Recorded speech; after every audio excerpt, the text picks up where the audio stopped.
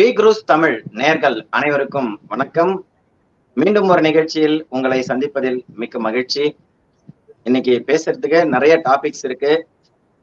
குறிப்பா இன்னைக்கு நம்மளோட பேசுறதுக்கு இணைஞ்சிருக்கிறவர் திரு ரவிசங்கர் அவர்கள். இவரை பத்தி சொல்லணும்னா இவர் சர்வதேச பொருளாதாரத்தை பத்தி ஓரளவுக்கு அனுபவபூர்வமா தெரிஞ்சவர். அது மட்டும் இல்லாம நிதித்துறை சார்ந்த நிறுவனத்துல உயர் பதவி வகித்தவர், அரசியல் விமர்சகர். ஒரு நாட்டினுடைய நிதிநிலை அந்த நாட்டினுடைய பொருளாதார சமூக சூழலை மாற்றி அமைக்கிறதுக்கு ரொம்ப உதவிகரமா இருக்கும். அதுக்கு இந்த பொருளாதார ஆலோசகர்களுடைய ஆலோசனைகள் ரொம்ப முக்கியம். அரசாங்கமே அந்த மாதிரி ஆலோசனைகளை பெற்றுதான் திட்டக்குழுல திட்டங்கள் எல்லாம் வடிவமைக்கிறாங்க. சோ அந்த மாதிரி இருக்கக்கூடிய நபர்கள் வரிசையில நம்ம கிட்ட இன்று நம்ம அரங்கத்துல இணைஞ்சிருக்கக்கூடிய திரு ரவிசங்கர் அவர்களை உங்கள் அனைவரின் சார்பாகவும் வருக வருக என வரவேற்கிறேன். நமஸ்காரம் சார். வணக்கம். வணக்கம் கிருஷ்ணன், எப்படி இருக்கீங்க? நல்லா இருக்கேன், சந்தோஷமா இருக்கேன். சரி, ஓகே. ரொம்ப மகிழ்ச்சி உங்களை இந்த நிகழ்ச்சியில சந்திக்கிறது. குறிப்பா நம்ம இன்னைக்கு பேச போற முதல் தலைப்பு பாத்தீங்கன்னா, எல்லாருக்கும் இந்த கரண்ட் பில் உயர்வு, மின்சார கட்டண உயர்வு சாமானிய மக்கள் அனைவருக்கும் கொஞ்சம் சிரமத்தை உண்டாக்கக்கூடிய ஒரு உயர்வு. இது இப்ப ரொம்ப அவசியம் தானா? இப்ப இல்ல தமிழ்நாடு அரசு இந்த மின்சுமைய அவங்களால எடுத்துக்க முடியாதா, இல்ல மக்கள் மேலதான் சுமத்த வேண்டிய கட்டாயமா? அதை பத்தி கொஞ்சம் விரிவா சொன்னீங்கன்னா உதவியா இருக்கும். கண்டிப்பா சார், கண்டிப்பா சார். இந்த நம்ம தமிழ்நாடை பொறுத்த வரைக்கும் இந்த மின்சாரம், இந்த டேங்கர்கோ ஓகே டிஸ்ட்ரிபியூஷன் கம்பெனி வருஷ கணக்கா லாஸ்ல தான் சார் ஓடிட்டு இருக்கு. வருஷ கணக்கா நஷ்டத்துல தான் ஓடிட்டு இருக்கு. இது ப்ராப்ளம் என்ன? ஃபைனான்சியல் மேனேஜ்மெண்ட் சரியா இல்லையா, இல்ல எந்த அளவுக்கு வெளியில பவரை வாங்கும் பொழுது அதிக விலை கொடுத்து வாங்குறாங்களா, இவங்க ஆனா குறைவான விலைக்கு தமிழ்நாட்டு மக்களுக்கு கொடுக்கறாங்களா, அதனால நஷ்டம் வருதா? அப்படி எப்படி பார்த்தாலும் அந்த மாதிரியும் தெரியலீங்க. ஏன்னா டிஎம்கே கவர்மெண்ட் 2021 வந்திருக்கு. அதுக்கு முன்னாடியில இருந்து பாத்தீங்கன்னு வச்சுங்க, 2011 இருந்து 16, 16ல இருந்து இது 21 ஏடிஎம்கே கவர்மெண்ட் தான். ஆரம்பத்துல இருந்தே நீங்க பார்த்தீங்கன்னா இந்த மின்சார சப்ளை, இந்த மின்சாரத்துக்காக நம்ம பே பண்ற அமௌண்ட்டுங்கிறது, டேரிஃப் மக்கள் பண்றது ரொம்ப அதிகமா தாங்க இருக்கு. ஓகே, பொதுவா இப்போ மற்ற மாநிலங்களில் குஜராத் நீங்க எடுத்துட்டீங்கன்னு வச்சுங்களேன், குஜராத்தை நீங்க கம்பேர் பண்ணும்பொழுது தமிழ்நாட்டில் கண்டிப்பா அதிகமா தான் இருக்கு. ஓகேவா? இதை இவங்க என்ன சொல்றாங்க அப்படின்னா, இந்த தமிழ்நாடு எலக்ட்ரிசிட்டி ரெகுலேட்டரி கமிஷன் இருக்கு சார், டிஎன்இஆர்சி இருக்கு. அவங்க என்ன சொல்றாங்க அப்படின்னா, லாஸ் நஷ்டம் ரொம்ப அதிகமா ஆயிடுது. அந்த நஷ்டத்தெல்லாம் குறைக்கணுங்கிறதுக்கு வேற வழி இல்லை, நாங்க கட்டணத்தை உயர்த்தி தான் ஆக வேண்டியிருக்கு அப்படிங்கிறாங்க. ஒரு இது. ரெண்டாவது, இவங்க வெளியில இருந்து பவர் வாங்குறாங்க, தமிழ்நாட்டிலையும் ஜெனரேட் பண்றாங்க. ஆனால் தமிழ்நாட்டில் ஜெனரேட் பண்ற பவர் மட்டும் போறல சார், அதனால வெளியிலயும் வாங்குறாங்க. இது நிறைய ஸ்டேட் அந்த மாதிரி இருக்கு, வெளியில இருந்து வாங்குறாங்க. நாங்க வெளியில இருந்து வாங்கும்பொழுது நாங்க வாங்குற பணம், நாங்க கொடுக்கிற பணம் ரொம்ப அதிகமா இருக்கு.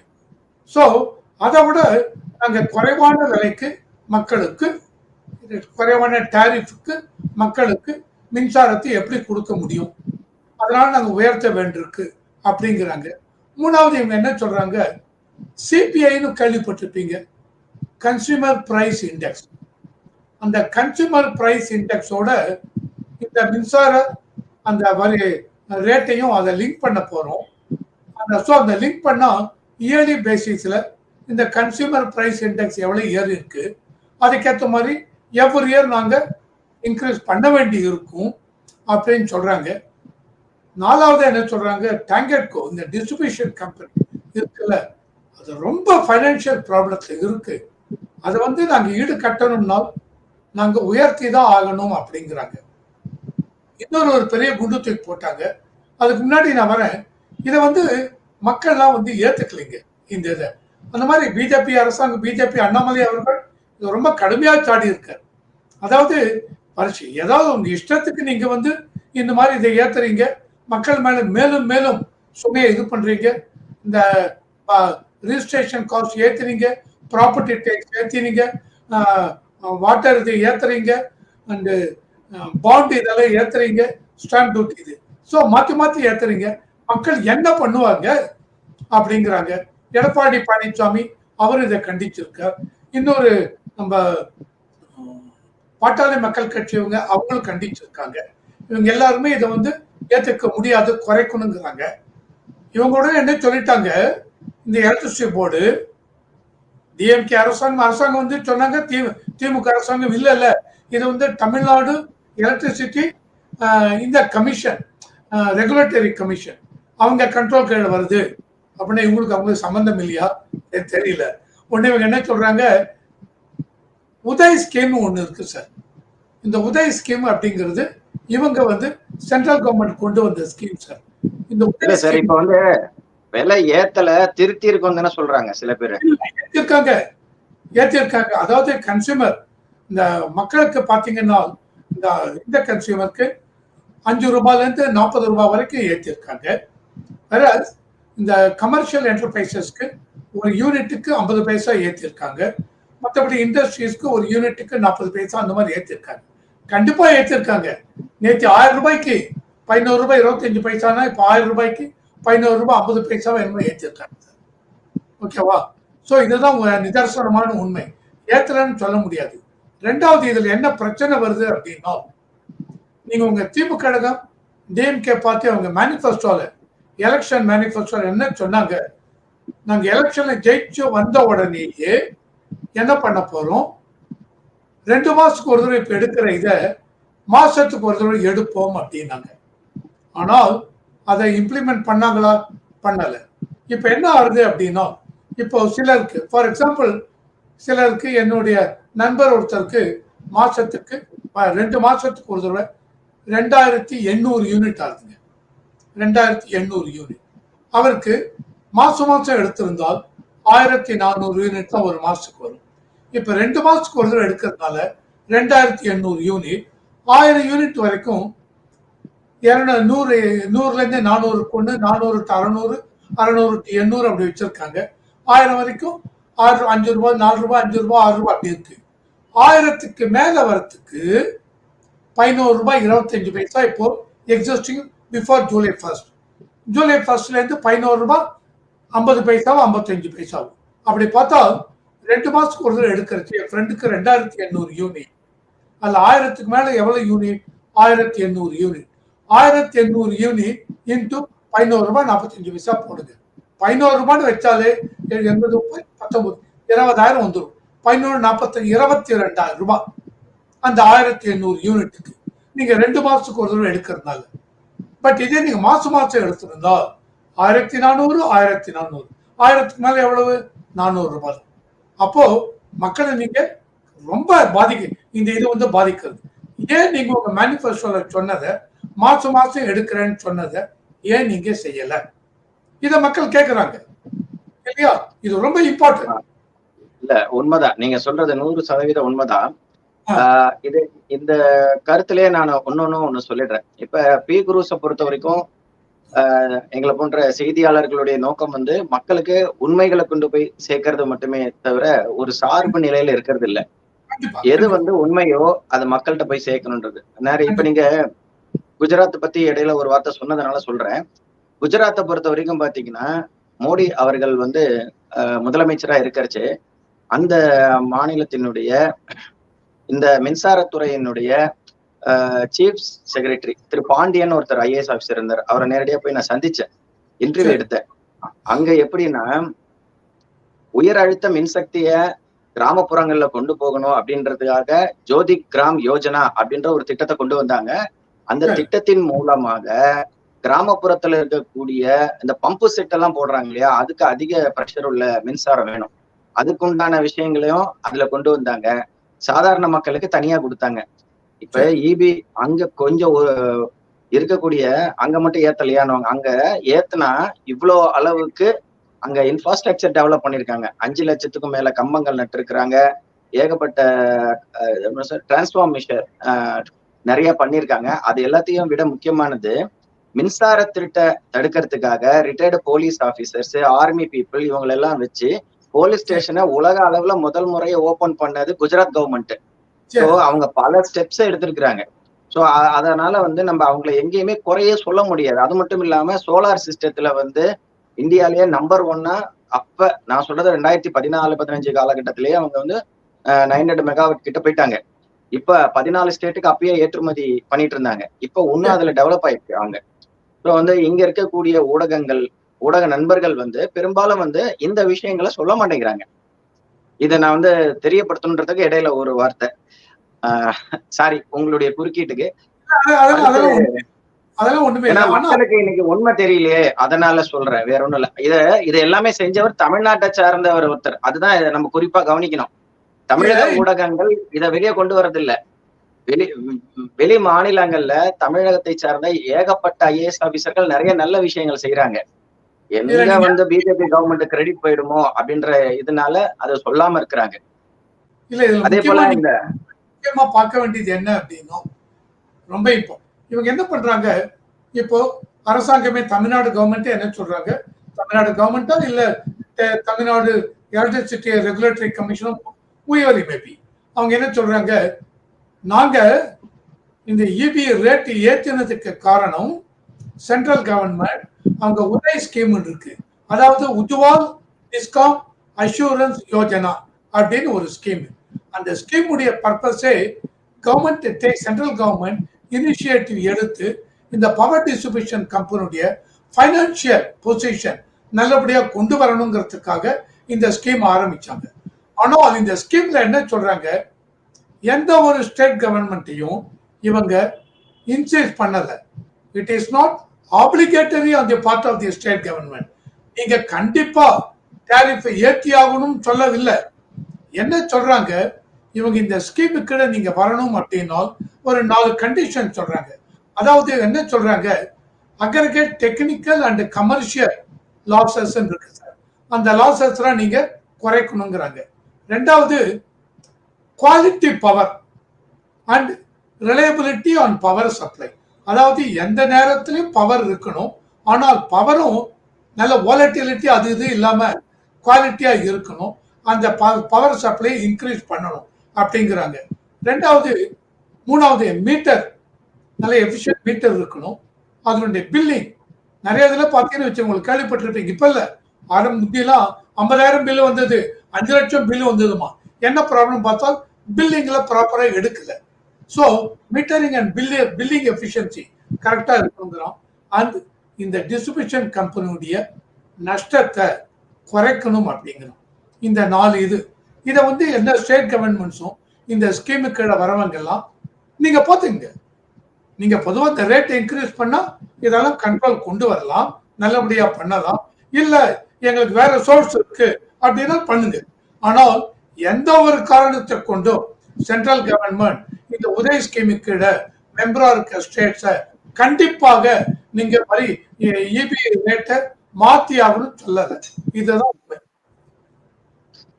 சார். அப்புறம் இந்த பவர் அப்படின்றதுனால இந்த கொஸ்டின், இப்ப ஆக்சுவலா பாத்தீங்கன்னா காங்கிரஸ் கட்சி கன்னடர்களுக்கு 100% வேலை வாய்ப்பு திட்டம் அப்படின்னு கொண்டு வந்தாங்க. அந்த மசோதாவை பின்வாங்கி இருக்கிறாங்க. இது எதனால சார் இந்த மாதிரி? சார் இது நீங்க பார்த்தீங்க அப்படின்னா இவங்க லோக்கல், அது மேபி மக்களுக்கு புரியுற மாதிரி ஒரு அந்த இதையும் கொடுத்துட்றேன். அதாவது காங்கிரஸ் கவர்மெண்ட் கர்நாடகாவில் ரீசெண்டாக ஒரு லா கொண்டு வந்தாங்க. அந்த லா பிரகாரம் லோக்கல், யாரு லோக்கல் அப்படின்னா கர்நாடகாவில் பிறந்திருக்கணும், 15 வருஷம் கர்நாடகாவில் இருந்திருக்கணும், அவனுக்கு கன்னடா எழுத படிக்க பேச தெரிஞ்சிருக்கணும். இருந்தால் இவங்க தான் லோக்கல்ஸ், கன்னடிகா. இவங்களுக்கு வேலை வாய்ப்பு கொடுக்கணுங்கிறதுக்காக 75% இதை workers category are below managerial position and 50% managerial பொசிஷன்ல அவங்களுக்கு கண்டிப்பா கொடுத்தாகணும் அப்படின்னு சொல்லிருக்காங்க. இதுல அது என்ன அப்படி கொடுக்க அப்படின்னு சொல்றச்ச எல்லா இவங்களும் மெயினா இண்டஸ்ட்ரி இவங்கெல்லாம் அப்ஜெக்ட் பண்ணிருக்காங்க. அவங்க என்ன சொல்லிருக்காங்க, இந்த மாதிரி நீங்க கொண்டு வந்தீங்க அப்படின்னா இதுல இன்னொன்று அவங்க என்ன சொன்னாங்க, இதை நீங்க இந்த மாதிரி இம்ப்ளிமெண்ட் பண்ணலைன்னா 10,000 25,000 ரூபாய் ஃபைன் வேற போடப்படும் அப்படின்னு சொன்னாங்க. ஸோ இது வந்து லோக்கல் இருக்க பீப்புளுக்கு எம்ப்ளாய்மெண்ட் ஜெனரேட் பண்ணி கொடுக்கணும், அதுக்காக நாங்கள் பண்ணியாகணும் அப்படின்னாங்க. ஸோ பட் அந்த மாதிரி பண்ணும்பொழுது நிறைய இண்டஸ்ட்ரி பாடிஸ்லாம் அவங்க என்ன பண்ணாங்க சொன்னாங்க, இல்லை இல்லை நாங்கள் வந்து வித்ட்ரா பண்ணிக்கிறோம், இந்த மாதிரி நீங்கள் ரொம்ப இன்சிஸ்ட் பண்ணீங்க இந்த மாதிரி அப்படின்னா எங்களுக்கு ப்ராப்ளம் என்ன வரும்னா, லோக்கலாக எங்களுக்கு தேவையான ஸ்கில் செட் உடைய எம்ப்ளாயிஸ் கிடைத்தாங்கன்னா நோ ப்ராப்ளம், ஒரு இஷ்யூ இல்லை. கிடைக்கல அப்படின்னா நாங்கள் என்ன பண்ணுவோம், நீங்கள் லோக்கல் தான் எடுக்கணும், ஆனால் அவங்க கிட்ட எங்களுக்கு தேவையான அவங்களுக்கு தகுதி திறமை இல்லைன்னா நான் என்ன பண்ண முடியும். பட் இதெல்லாம் நீங்க ரொம்ப இன்சிஸ்ட் பண்ணீங்கன்னா எங்களுடைய ப்ரொடக்ஷன் குவாலிட்டி எல்லாமே அடிவாகும், நாங்க வந்து கர்நாடகா விட்டு வெளியில போக வேண்டியிருக்கும் அப்படின்னு இவங்க சொல்ல ஆரம்பிச்சிட்டாங்க. இவங்க சொல்ல ஆரம்பிச்சதுக்கு அப்புறம் இதுல இன்னொரு சிலர் என்ன பண்ணாங்க, கான்ஸ்டிடியூஷன் பிரகாரம் இந்த மாதிரி நீங்க லோக்கலா இது பண்றது வந்து தப்புன்னு ஆயிடும்ட்டாங்க. என்ன கான்ஸ்டிடியூஷன் என்ன சொல்றாங்கன்னா, கான்ஸ்டிடியூஷன் ஆர்டிகல் 14 பிரகாரம் அவங்க என்ன சொல்றோம் அப்படின்னா, ஈக்குவாலிட்டி பிஃபோர் லா, அதாவது யாரா இருந்தாலும் அவங்களுக்கு எல்லாருமே சமம் தான் இந்த லா பிரகாரம். ஆனா நீங்க இப்போ லோக்கலுக்கு ஒரு ரூலு, நான் லோக்கலுக்கு ஒரு ரூல்னா இது equality before law under article 14 அடி வாங்கிடும். ரெண்டாவது ஆர்டிகல் 15 அதில் என்ன சொல்றான், டிஸ்கிரிமினேஷன் இருக்கக்கூடாது, the discrimination should be prevented அப்படிங்கிறோம். இப்போ நீங்க கொண்டு வந்த கோட்டா பார்த்தீங்கன்னா you are discriminating between locals and non local. Then article 16 equality of opportunity, equality of opportunity in public employment. So but இந்த இடத்துல நீங்க என்ன பண்றீங்க, உங்க கோட்டா வந்து ஆர்டிகல் 16 கீழே ஈக்குவாலிட்டி ஆஃப் ஆப்பர்ச்சுனிட்டி ப்ரிவென்ட் பண்ணிடுது. Then article 19 freedom of trade, freedom of trade and commerce, யார் வேணாலும் எங்க வேணாலும் இந்தியாக்குள்ள எங்க வேணாலும் பண்ணலாம், இது ரொம்ப இம்பார்ட்டன்ட். பட் அதை இந்த கோட்டா மூலம் நீங்க என்ன பண்றீங்க, அந்த ஆர்டிகல் 19 நீங்க வயலேட் பண்றீங்க. அப்புறம் article 21, so article 14, 15, 16, 19, article 21 right to livelihood, அதான் என்னுடைய வாழ்வாதாரம், இந்தியாவுக்குள்ள எங்க வேணாலும் போய் நான் இருக்கலாம், என்னுடைய வாழ்வாதாரத்துக்காக வேலை செய்யலாம், என்னுடைய குடும்பத்தை சப்போர்ட் பண்ணலாம். அண்ட் ஆர்டிகல் 21 அதை நீங்க வயலேட் பண்றீங்க. இதுல வேற ஏதாவது எக்ஸம்ஷன் இருக்கா பாத்தீங்க அப்படின்னா, இதுல ஆர்டிகல் 16(3) அண்ட் 16(4), இந்த ஆர்டிகல் 16 செக்ஷன் 3 கிட்ட என்ன சொல்றாங்க, சம் ப்ரொவிஷன்ஸ் இந்த பேக்வர்ட் காஸ்ட் இவங்களுக்கு கொடுக்கலாம், அந்த மாதிரி கொடுக்கும்போது அது எக்ஸம்ஷன் உண்டு, அதனால ப்ராப்ளம் இல்லை, அது வந்து வயலேஷன் ஆகாது. ஆர்டிகல் 16 செக்ஷன் 4 அதுல நீங்க பார்த்தீங்க அப்படின்னா, it also permits some special provision for advancement of socially and economically backward, சமூகத்தில் தாழ்த்தப்பட்டவர்கள் அண்ட் பொருளாதாரத்தில் தாழ்த்தப்பட்டவர்கள் அவங்களுக்கு சில ப்ரொவிஷன் கொடுக்கும்போது நீ பண்ணலாம் அப்படிங்கிறாங்க. ஸோ இதுல ப்ரொவிஷன் இருக்குங்கிறாங்க. பட் இருந்தாலும் இது எல்லாத்துக்கும் பயந்து இவங்க பண்ணி இது பெரிய இஷ்யூ ஆச்சு. இஷ்யூ ஆன உடனே சித்தராமையா விட்ரா பண்ணிட்டார். ஆனால் என்னுடைய ஒப்பீனியன் இதில் நான் என்ன சொல்ல வரேன் அப்படின்னா, சார் வெளியூர்ல எல்லாத்துலேருந்து இப்போ நீங்க பார்த்து எல்லா இடத்துக்கும் நிறைய பேர், நீங்க இப்போ நார்த் ஈஸ்டர்ன் ஸ்டேட் அங்கேருந்து பார்த்தீங்கன்னு வச்சுங்க, எல்லா பீப்புளும் ஒரு ட்ரெயின் பார்த்தால் ஒரு நாளைக்கு 5,000, 7,000, 8,000 பேர் வராங்க சார். தமிழ்நாட்டுக்கு வராங்க, கர்நாடகா, சவுத் இந்தியாக்குள்ள வராங்க. நான் வந்து இவங்கெல்லாம் மைக்ரண்ட் அதுன்னு சொல்ல வரேன், வரட்டும் சார், வந்துட்டால் நீங்க வந்து எல்லா வேலையும் பண்றீங்க, பண்ணுங்க, வேலை கிடைக்கிறதா பண்ணுங்க. ஆனால் என்ன ப்ராப்ளம் நீங்க பண்றீங்க அப்படின்னா, இந்த நாட்டில் இப்ப கர்நாடகால ஒரு வெயிட்டருக்கு ஹோட்டல்ல 800 ரூபாய் ஒரு நாளைக்கு 600 ரூபாய் கொடுக்கணும், சாப்பாடு டிஃபன்லாம் போடணும். தப்பி மாசத்துக்கு 24,000 ரூபாய், 800 ரூபாய் 24,000 கையில கிடைக்கும் அப்படின்னா நீங்க என்ன பண்றீங்க, சார் எனக்கு 300 ரூபாய் கொடுங்க, மாசத்துக்கு போறோம், சாப்பாடு டிஃபன் கொடுத்தா போறோங்கிறீங்க. ஸோ அந்த இடத்துல அடி வாங்கிடுது. உடனே அந்த எம்ப்ளாயர் என்ன பண்றான், அட பாப்பா இவன் எதுக்கு கர்நாடகாவை எடுக்கிறது, இவனை வச்சுக்கலாம் அப்படிங்கிறாங்க. அதே தான் தமிழ்நாட்டிலையும், அதே தான் மற்ற ஸ்டேட்லையும் வரும், இது நடக்கிறது. ஸோ இந்த இடத்துல என்ன பார்க்கணும், அந்த பீப்புள் இந்த வராங்கள வெளிநாட்டுல இருந்து, those people are exploited by the employers, potential employers. அவங்க 800 ரூபாய்க்கு செய்ய வேண்டிய வேலைக்கு 300 ரூபாய்க்கு ஒத்துண்டு பண்ணும்போது அவங்கள நீங்க எக்ஸ்ப்ளாய்ட் பண்றீங்க. இது நடக்கிறது இல்லையா? இதுக்கு இதை பார்க்கணும். இல்ல சார், குளோபலைசேஷன்ல இதை நம்ம தவிர்க்க முடியாது சார். இது உலகம் முழுக்கவே நடக்குது. வெளிநாட்டுகள்ல வேலைக்கு போறவங்களும் அங்க இருக்கிறவங்களோட கம்மி வேலைக்கு தானே இங்க இருந்து போறாங்க. ஒரு நிமிஷம் நான் சொல்றேன். வெளிநாட்டுக்கு போறீங்க அப்படின்னா, இப்போ அமெரிக்கா போறேன், அமெரிக்கால லா தெரியும் இல்லையா? நான் இருந்திருக்கேன் அமெரிக்கால. H1B விசா கொடுக்குறீங்க. அந்த H1B விசா கீழே என்ன இதுக்கு எம்ப்ளாய்மெண்ட் இருக்கு. அந்த எம்ப்ளாய்மெண்ட்டுக்கு நீ அமெரிக்கனா இருந்தாலும் சரி, இந்தியனா இருந்தாலும் சரி, பிலிப்பைன் ஆளா இருந்தாலும் சரி, ஒரே சம்பளம் தான். அந்த சம்பளத்தை இந்த ஸ்கில் செட்டுக்கு, இந்த ஜாபுக்கு, இந்த பொசிஷனுக்கு இதான் சம்பளம். இதை தாங்க நான் கொண்டு வரணும்னு சொல்றேன். நீங்க கொண்டு வந்துட்டீங்கன்னா இந்த எம்ப்ளாய்மெண்ட் எக்ஸ்பிளாய்டேஷன் இருக்காது. அது முக்கியம். சோ இந்த மாதிரி கொண்டு வந்தீங்க அப்படின்னா, இப்ப என்ன பண்றாங்க, 350 ரூபாய்க்கு அவன் வேலைக்கு வரோம். அதனால பொட்டன்ஷியல் எம்ப்ளாயர்ஸ் அவரை வைக்கிறீங்க. சோ 800 ரூபாய்க்கு இதுதான் சார் சம்பளம் அப்படிங்கிறச்ச நாங்க கனடிகா 350 ரூபாய்க்கு வந்து அவன் என்ன பண்ண முடியும்? அவன் வேலைக்கு வரலங்கிறான். சோ இவன் வேலைக்கு வரல, அதனால இவங்களை வேலைக்கு வைக்கலாங்கிறான். நோ, என்ன சொல்யூஷன் இதுக்கு? ட்ரேட் யூனியன்ஸ் எல்லாரும் கூப்பிட்டு வச்சு பேசுங்க. ஒவ்வொரு ஜாபுக்கும் பிக்ஸ் பண்ணுங்க. இந்த ஜாபுக்கு இப்ப கன்ஸ்ட்ரக்ஷன் ஆக்டிவிட்டினா மேசன்னா இவ்வளவு, சித்தாள்னா இவ்வளவு, மற்ற இந்த லேபர்னா இவ்வளவு, சம்பளத்தை நிர்ணயிக்க. நிர்ணயிச்சுக்க minimum wages depending on the job, depending on the skill set. இதை பண்ணியாச்சுன்னு வச்சுங்க, யார் வேணாலும் உள்ள வரட்டும். அசாம்ல இருந்து, திரிபுரால இருந்து, நாகாலாந்துல இருந்து, மேகாலயால இருந்து வரட்டும்.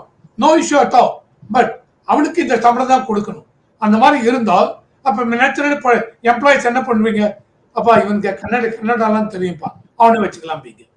சோ இந்த ஆங்கிள் நீங்க பார்க்கும் பொழுது என்னுடைய பாயிண்ட், இந்த கோட்டா அப்படிங்கிற லோக்கலுக்கு இவ்வளவு நான் இதை வந்து புரிஞ்சுது. நீங்க சொல்றது உண்மைதான். நீங்க சொல்றது 100% உண்மை. சரியான பாயிண்ட் தான் சொல்லிருக்கீங்க. வேஜஸ் கரெக்டா இருந்ததுன்னா மக்கள் லொகேட் ஆகிறதுல எந்த ப்ராப்ளம் இல்ல. அந்த மாதிரியே கொண்டு வரும் பொழுதும் நான் சொல்றது என்ன சொல்ல வந்தேன் அப்படின்னா, மினிமம் வேஜ் நிர்ணயிச்சாச்சு. அதுக்கப்புறம் கோட்டா, என்ன கோட்டா, லோக்கலுக்கு எவ்வளவு கொடுக்கலாம், இவங்களுக்கு எவ்வளவு, அதையும் சொல்லு. 65 35 கொடுக்கலாமா, 60 40 கொடுக்கலாமா, 70 30? ஏன்னா சார் லோக்கல் இருக்க எங்க வேலைக்கு போவான்? நீங்க எல்லாரும் உள்ள வந்து அவங்களுக்கு வேலை குறைக்க போவான். ஈவன் அமெரிக்கால இங்க H1Bல ஒரு இதுல இருந்து நான் இப்போ இருக்கிற கலிபோர்னியால இருந்து நான் வந்து நியூயார்க் போறேன் அப்படின்னா, அங்க ஜாப் கிடைச்சிருக்க போறேன்னா, அந்த கம்பெனி என்ன எடுத்துக்கிறேன் அப்படின்னா, அந்த கம்பெனி என்ன பண்ணணும், இந்த பொசிஷன் இருக்கு இந்த கம்பெனில, இந்த பொசிஷன்ல இவ்வளவு சம்பளம், இதுக்கு இதான் ஸ்கில் செட், இதுல லோக்கல் இவங்க யார் இருக்காங்களா அப்படின்னு அட்வைஸ்மெண்ட் கொடுக்குறாங்க சார். 15 நாள். அந்த 15 நாளுக்குள்ள லோக்கல் இவங்க யாரும் அந்த ஸ்கில் செட்டோட வரல அப்படின்னா அப்புறம் எனக்கு அங்க வேலை கொடுப்பாங்க. அது கொண்டு வாங்க. இங்க கர்நாடகா ஆகட்டும், தமிழ்நாடு ஆகட்டும், கேரளா ஆகட்டும் கொண்டு வந்தால் இந்த மனக்கசப்பு இருக்காது. நான் வந்து வெளிநாடு கர்நாடகாவுக்கு தான், தமிழ்நாடுக்கு நான் சொல்ல வரல. எல்லாரும் இந்தியர்கள், எல்லாருக்கும் வேலை கிடைக்கணும். ஆனால் நீங்க எல்லாம் உள்ள வந்தீங்கன்னா லோக்கல்ல இருக்கவனுக்கு வேலை கிடைக்கும். ஸோ அந்த மாதிரி இருக்கிறச்ச கோட்டா வைங்க. என்ன கோட்டா? 65% லோக்கலுக்கு, 35 இவங்களுக்கு. அந்த மாதிரி இருந்தால் என்ன, உங்களுக்கு அப்பதான் உங்க ஸ்டேட் இருக்காங்க இல்லையா, உங்க ஸ்டேட்ல இருக்க பொலிட்டிக்கல் லீடர்ஸ்க்கும் ஒரு பொறுப்பு வரும் சார். அப்பதான் அங்க இருக்க எல்லாரும் குடிபெயர்ந்து இங்க வந்தால் அப்புறம் அவனுக்கு என்ன இருக்கு, உங்களுக்கு உங்க நாட்டை, உங்களுடைய ஸ்டேட்டை முன்னுக்கு கொண்டு வரணும். உங்க ஸ்டேட்ல இருக்க மக்களுக்கு எல்லாம் எம்ப்ளாய்மெண்ட் ஆப்பர்ச்சுனிட்டி கிரியேட் பண்ணி கொடுக்கணும். அது வந்து உங்களுடைய ரெஸ்பான்சிபிலிட்டி. அந்த ரெஸ்பான்சிபிலிட்டியில நீங்க வந்து தவறி விடுவீங்க அப்படிங்கிறது என்னுடைய கருத்து. ரொம்ப சந்தோஷம் சார். இவ்வளவு நேரம் உங்க கருத்துக்கள் எல்லாம் நல்லா பகிர்ந்துக்கிட்டீங்க. ரொம்ப மகிழ்ச்சி. கடைசியா ஒரே ஒரு கொஸ்டின். நம்ம கவர்னர் அவர்கள் வந்து சென்னை வந்த உடனே, டெல்லியில இருந்து சென்னை வந்த உடனே, தமிழகம் வந்த உடனே நம்ம அண்ணாமலை அவர்களை சந்திச்சிருக்காரு. இதோடைய பின்னணி ஏதாவது இருக்குமா சுருக்கமாக? இவர் வந்து 5 நாளைக்கு வந்து டெல்லி போயிருக்கார். அமித்ஷா அவங்களெல்லாம் பார்த்துருக்கார். அண்டு இவருடைய பீரியடு இப்போ முடியறது சார். ஓகேவா? இந்த முடியறது, அதனால செப்டம்பர் அக்டோபர்ல முடியறது. அதனால அந்த விஷயமாவும் போயிருக்கலாம் இவர் டெல்லிக்கு. ஸோ அவங்கள பார்த்துருக்கலாம். மேபி இவரே கண்டினியூ பண்றாரு, வேற யார் பண்றாரு, இதெல்லாம் நமக்கு தெரியாது. ஆனால் சென்னை வந்ததுக்கு அப்புறம் ஜூலை 19ஆம் தேதி, நேத்தி வந்து பிஜேபி லீடர் அண்ணாமலை ஒரு இவங்களோட போய் பார்த்துருக்காங்க. ஆர்.என். ரவி அவர் போய் பார்த்துருக்காரு. ஸோ அதை பார்த்துருக்கிறது அவங்க என்ன பேசியிருக்காங்க, தமிழ்நாட்டில் இருக்கிற லா அண்ட் ஆர்டர் சிச்சுவேஷன் அதை பற்றி பேசியிருக்காரு. அவருக்கு கவர்னரோட பேசியிருக்கார். அது மட்டும் இல்லை, நிறைய கொலைகள் நடந்துருது. இப்போ ரீசெண்டாக ஆம்ஸ்ட்ராங், அதுக்கு முன்னாடி இது அந்த மாதிரி கொலைகள் நடக்கிறது. ஸோ அதனால தமிழ்நாட்டில் லா அண்ட் ஆர்டர் இந்த மாதிரி இருக்கு அப்படின்ட்டு இவர் போய் பேசியிருக்கார். அதை தவிர இவர் ஒரு 372 பக்கத்துக்கு ஒரு ஒயிட் பேப்பர் சப்மிட் பண்ணிருக்கு அண்ணாமலை இவர்கிட்ட. அதில் தமிழ்நாட்டில் இருக்க லா அண்ட் ஆர்டர் ப்ராப்ளம், தமிழ்நாட்டில் நடந்த அந்த இலிசிட் லிக்வர் டெத்து கள்ளக்குறிச்சியில், அதை பற்றி, தென் இந்த தமிழ்நாட்டில் கம்ப்ளீட்டாக இந்த டாஸ்மார்க்கை ஃபேஸ்ட் மேனர்னா ஒரு 3 வருஷத்துல 4 வருஷத்துல அதை கம்ப்ளீட்டாக ரிமூவ் பண்ணிட்டு அதுக்கு ஆல்டர்னேட்டாக என்ன கொண்டு வரலாம், என்ன அதையெல்லாம் பற்றி இவர் பேசியிருக்கார். இந்த மாதிரி பேசும்பொழுது இவர் என்ன பண்ணிருக்கார், பிஜேபியை பொறுத்த வரைக்கும் இவர் Annamalai BJP as a party is definitely taking an advantage about in the law and order situation. தமிழ்நாட்டில் இதுவாக இருக்கு. அண்ட் என்ன சொல்றார், இந்த இவர் ஆம்ஸ்ட்ராங் மர்டர் பண்ணது அவர் என்ன சொல்றார், சிபிஐக்கு ஒப்படைக்கணும் அப்படின்னு சொல்லிருக்கார். கவர்னர் கிட்ட மனுவும் கொடுத்திருக்கார். அப்ப என்ன தெரியுது, அண்ணாமலை என்ன சொல்றாரு அப்படின்னா, அப்போ சிபிசிஐடி அவர் தமிழ்நாடு போலீஸ் மேல நம்பிக்கை இல்லைன்னு ஆயிடுறது, தமிழ்நாடுக்கு இதோட நம்பிக்கை இல்லைன்னு ஆயிடுறது அண்ணாமலை சொல்றது. ஸோ அண்ணாமலை அது ஊர்ஜிதப்படுத்துற மாதிரி தான் சொல்றாரு, சிபிஐக்கு எடுத்துட்டு போகணும், இதை சிபிஐ கிட்ட கொடுக்கணும் அப்படிங்கிறார். ஸோ இதெல்லாமே கவர்னர் இதை ரிசீவ் பண்ணிருக்கார், பேசியிருக்கார். ஆனால் கவர்னர் ரொம்ப கமிட்மெண்ட் எதுவும் கொடுத்து இல்ல உடனே முடிச்சிடலாம் தான் சொல்லலை. ஆனால் கண்டிப்பாக இதை நாங்க எடுத்து வச்சு பார்க்கலாம்னு கொடுத்துருக்காரு. என்ன நடக்கும் என்ன அப்படிங்கறத நம்ம பார்க்கணும் சார் மறுபடியும்.